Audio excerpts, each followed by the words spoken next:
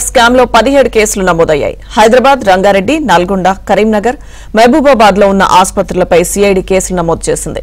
ఆసుపత్రులు fake bills పెట్టి claim చేసుకున్నాయి. వెరిఫికేషన్ లో హాస్పిటల్స్ బాగోతం బయటపడింది. గతంలో ఇదే స్కామ్ లో నలుగురిని సిసిఎస్ పోలీసులు అరెస్ట్ చేశారు. 2 హాస్పిటల్స్ నుంచి 6 లక్షలు ఫేక్ బిల్స్ ను హాస్పిటల్ నిర్వాహకులు క్లెయిమ్ చేసుకున్నారు. వీరిపై ఫోర్జరీతో పాటు చీటింగ్ కేసులు నమోదు చేశారు.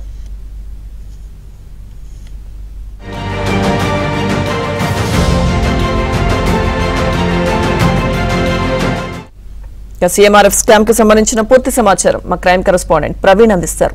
ప్రవీణ్, సీఎంఆర్ఎఫ్ స్కామ్ లో ఇప్పటి వరకు విచారణలో చాలా కీలకమైనటువంటి అంశాలు బయటపడ్డాయి. దాదాపు 17 కేసులు ఇప్పటి వరకు నమోదైనట్లు ప్రస్తుతం పోలీసుల నుంచి సమాచారం అందుతుంది. హైదరాబాద్, రంగారెడ్డి, నల్గొండ, కరీంనగర్ తో పాటు మహబూబాబాద్ లో ఉన్నటువంటి హాస్పిటల్స్ పైన సిఐడి గతంలో కూడా రైడ్ చేయడం జరిగింది. ఈ ఫేక్ బిల్స్ పెట్టి వాటి సీఎంఆర్ఎఫ్ ఫండ్ కు సంబంధించినటువంటి నిధులను వీళ్ళు క్లెయిమ్ చేసుకున్నారనేటువంటి అంశాన్ని కూడా ప్రస్తుతం సిఐడి విచారణలో కూడా వెల్లడైనటువంటి పరిస్థితి కనబడుతుంది.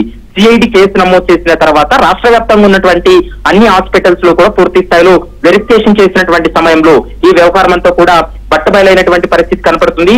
గతంలో ఇదే స్కామ్ లో 4గురిని అరెస్ట్ చేసి సిసిఎస్ పోలీసులు రిమాండ్ కి తరలించారు. ప్రస్తుతం కేసు సిఐడికి బదిలీ కావడంతో ప్రస్తుతం ఈ కేసును సిఐడి విచారణ కొనసాగిస్తుంది.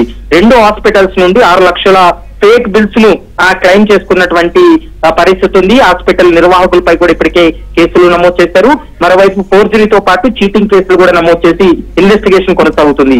ఇందులో అప్పటి బీఆర్ఎస్ ప్రభుత్వంలో ఉన్నటువంటి కొంతమంది లోకల్ లీడర్ల యొక్క ప్రమేయం ఉందనేది ప్రస్తుతం పోలీసులు ఒక ప్రాథమిక నిర్ధారణకు రావడం జరిగింది. దీనిపైన ఇంకా లోతైనటువంటి దర్యాప్తు కొనసాగిస్తే అసలు వాస్తవాలు బయటపడతాయనేది ప్రస్తుతం సిఐడి పోలీసులు భావిస్తున్నారు. కాబట్టి ఈ కేసులో మరికొంత సమాచారం రావాల్సి ఉంటుంది. ఇంకా ఎంత పెద్ద మొత్తంలో ఈ సీఎంఆర్ఎఫ్ ఫండ్ నిధులన్నింటినీ కూడా దారి మళ్లించడం గానీ, నకిలీ బిల్లులతో వీళ్ళు క్లెయిమ్ చేసుకోవడం గానీ ఏ విధంగా జరిగిందనేటువంటి అంశానికి సంబంధించి కూడా రాష్ట్ర వ్యాప్తంగా విచారణ కొనసాగుతుంది. కాబట్టి మరి ఈ కేసులో మరికొన్ని అరెస్టులు కూడా జరిగేటువంటి అవకాశాలు అయితే కనపడుతున్నాయి.